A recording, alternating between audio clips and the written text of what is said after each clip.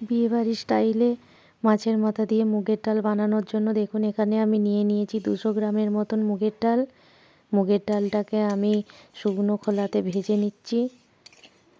ভালোভাবে ভাজা হয়ে গেলে আমি মুগের ডালটা খুব বেশি ভাজবো না, তাহলে ডাল বেশি ভেজে নিলে সেদ্ধ হবে না। ডালটা ভেজে নিয়েছি, নেওয়ার পর একটা পাত্রে আমি ঢেলে দিচ্ছি। ঢেলে আমি ভালোভাবে ধুয়ে নেব।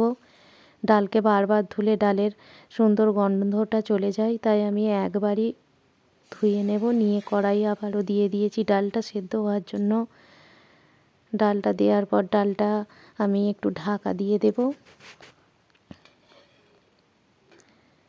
ডালটা একটু ফুটে উঠলে ওপরেই ফেনা ফেনা মতন সরগুলো আমি একটা হাতার সাহায্যে সুন্দরভাবে তুলে নেব।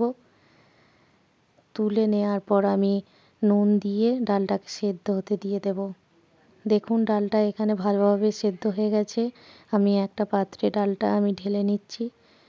নিয়ে দেখুন আগে থেকেই আমি মাছের মাথাতে নুন হলুদ মাখিয়ে রেখেছিলাম। মাছের মাথাগুলো আমি সুন্দরভাবে ভেজে নেব। কড়াতে দিয়ে দিলাম তেল। তেলটা ভালোভাবে গরম হয়ে যাওয়ার পর আমি মাছের মাথাগুলো দিয়ে দেব এক এক করে। এখানে আমি 2টো মাছের মাথা দিয়েছি। মাছের মাথাগুলো একদিক ভাজা হয়ে গেলে আমি ওকে ভেঙে নেব। খুন্তির সাহায্যেই আমি ভেঙে নেব। ছোট ছোট করে টুকরো করে ভেঙে নিলে মাছের মাথাটা পুরোটাই সুন্দরভাবে ভাজা যাবে, কোনো কাঁচা গন্ধ বা কাঁচা ভাব থাকবে না এবং ডালের টেস্টটাও খুব ভালো হবে।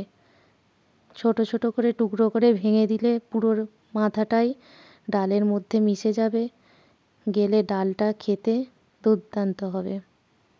দেখুন আমি তুলে নিচ্ছি, মাছের মাথাটা ভাজা হয়ে গেছে। আবারও কড়াতে তেল দিয়ে দিচ্ছি। এর মধ্যে দিয়ে দিলাম 2টো তেজপাতা, অল্প একটু জিরে ফোড়ন।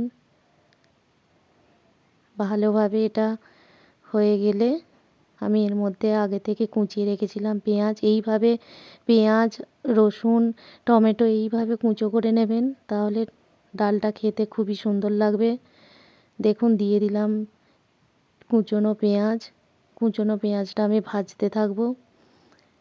হালকা ব্রাউন কালার হয়ে গেলে আমি এর মধ্যে দিয়ে দেব রসুনের কুচি। রসুনের কুচি দিয়ে আমি আবারও ভাজতে থাকবো।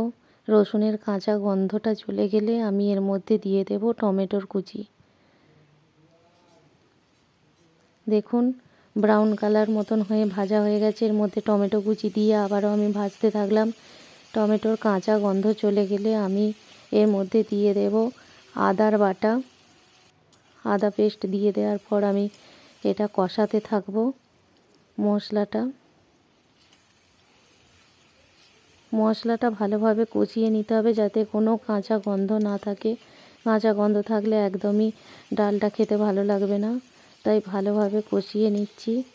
আমি এতে একটু কষানোর জন্য অল্প পরিমাণ জল দেব। দিয়ে আমি এক এক করে গুঁড়োর মশলাগুলো দিয়ে দেব। হলুদ গুঁড়ো, জিরে গুঁড়ো দিয়ে আমি কষাতে থাকবো। অল্প কাশ্মীরি লঙ্কার গুঁড়ো এতে দেব। দিয়ে অল্প পরিমাণ জল দিয়ে আমি সুন্দরভাবে কষাতে থাকবো। দেখুন এখানে আমি দিয়ে দিয়েছি কাশ্মীরি লঙ্কা, অল্প একটু আমি লঙ্কার গুঁড়ো দিয়েছি।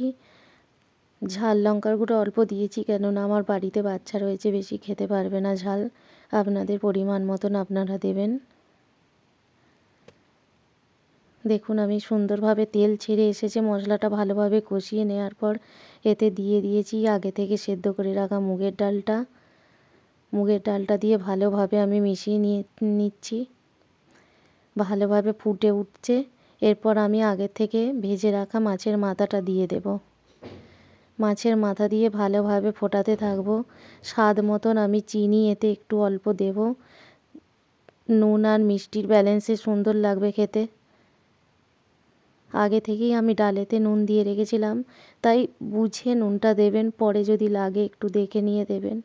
এরপর নামানোর আগে আমি দিয়ে দিচ্ছি গরম মশলা এবং ঘি।